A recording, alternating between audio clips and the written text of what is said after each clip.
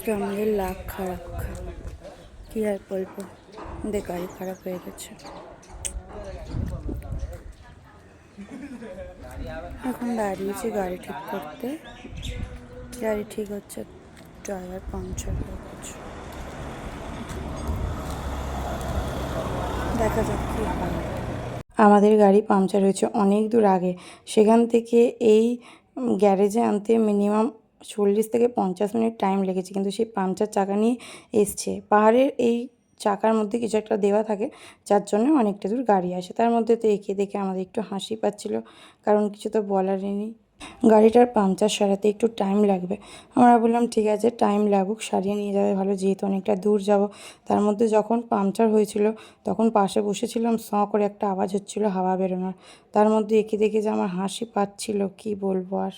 পাংচারটা তো সরানো হয়ে গেছে, তো চলো এবার যাওয়া যাক। গাড়িতে উঠে পড়লাম আমি। দূর থেকে দেখো এই মন্দিরটা দেখা যাচ্ছে। এই মন্দিরটা রয়েছে অন্য একটা পাহাড়ে, এটাকে আমি জুম করে তুলেছি।